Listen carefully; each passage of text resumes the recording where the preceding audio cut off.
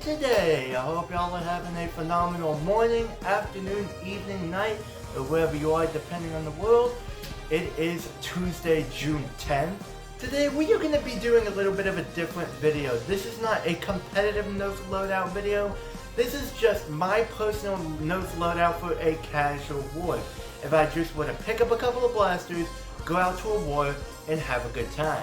As y'all know, not everybody will have the same play styles or perspectives as I do. Everybody has their different views of how they approach the hobby and how they approach the way of having fun. So I've divided in a couple of categories. I will have a primary, a secondary, some backups, and a couple of other blasters that are not standard full length or short length dart blasters. Ammo types like Mega Darts, Demolisher Rockets, Mega XL Darts, Break Shields. What would be my primary blaster? The main I will use the most in a war. Well, this will have to go to the Nerf Elite 2.0 Motor Blitz. Why would I pick this? Well, because it's a very nice, comfortable flywheel bullpup magazine, but you also have this integrated air tank 6-dart shotgun on the bottom. Now, I would recommend accurate darts for the main blaster and inaccurate darts for the shotgun. Because as y'all know, you want to line up your target and have your darts shoot straight. Take that target down with the main blaster. Since this is a shotgun that shoots 6 darts at once, you're gonna want inaccurate darts to have a very wide spread. Say if you want to choke on a shotgun where you just want completely accurate darts, I mean, yeah, you can do that. Even if you were not going to use the shotgun blast, it's still very useful because, say if you just need a panic, push the button and there you go. I don't really have any vests or tactical gear, which sucks, but since a magazine fat blaster, I would have a ton of these on me. The 18 round stick magazines. These are very thin, useful, have a lot of capacity, and get the job done. Since this is a semi-auto blaster, you can control your trigger pulls. Full auto is not bad, but I can definitely, unfortunately, agree with Wacom S7 on this one, that full auto is not very useful. As fun as it is to spray darts downrange as fast or as slow as you can, it's a lot more useful to have a controlled trigger. What would be my secondary for a Nerf loadout? You just want to use something a little bit better, a little bit faster, maybe a little bit different. Well, that's what this next blaster is. My secondary, where you can sling it of course, the Dart Zone Magnum X2. I would pick this over a Villainator any day of the week. The Magnum X2 is an incredibly awesome blaster made by Dart Zone that came out in 2020. It was a huge improvement over the Magnum X1, which is not a bad blaster, but the stock was not very good and I just think it needed a lot more improvement. And unlike the version 1, you can remove the drum, which is awesome. That's another reason why I picked this as my secondary. It is very thin. Instead of having to deal or fool with loading up magazines, because those can be very time consuming and tedious, you can just pick up darts, scavenge them, and considering that this thing has slam fire with a top prime and 40 round drum, you can absolutely slam darts like none other really quickly. Some advantages that the Villainator does have is a much smaller and tighter compact drum and a bit more traditional ergonomics. And I think that would make this thing almost perfect is if the drum was rear loadable. Oh my gosh, that would probably make this just super solid blaster.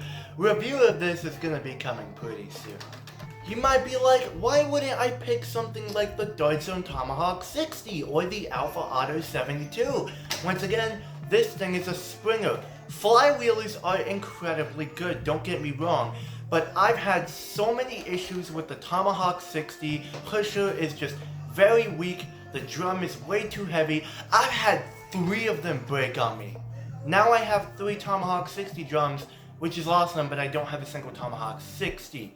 Yeah, it has a lot of glaring issues, which this Since it's a springer, you can control your rate of fire, which is awesome. You don't gotta deal with super heavy clunky trigger pulls to rotate a super heavy drum or bending your darts. And don't get me wrong, the Buzzbee Alpha Auto 72 is an amazing blaster. This is actually one of my favorites.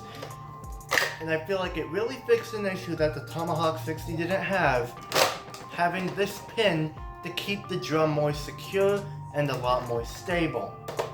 But I would say the rate of fire is a bit too slow. Especially if somebody who really likes to run and gun, I feel like springers will be a lot better because once again, controllable rate of fire. But that is my secondary, the Dart Zone Magnum X2. What would be my pistols? Well, you probably definitely know what I'm gonna pick. It's my favorite Dart Zone blaster of all time, my favorite foam dart pistol blaster of all time.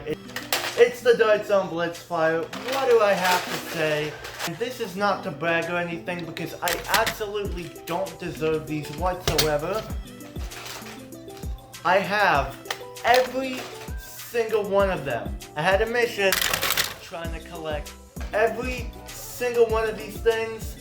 And I finally did it. What makes the Dart Zone Blitzfires my choice for a pistol? Well, not only it's my favorite of all time, but it's because it's way more compact than something like a Strong Arm, Disruptor, Maverick, or Cyclone Shock. One thing that really makes the Blitzfire useful is when you pull the trigger, the cylinders rotate, which you can just scavenge, rotate, pick up dart, put it in there, rotate, do that. They just feel incredibly snappy. These are fantastic.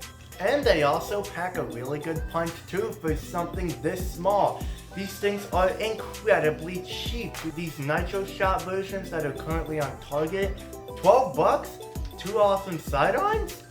Really solid. I know, y'all are worried about me talking about these. It's just a bias I have, but even still objectively, these are a very solid option. I got a question for y'all.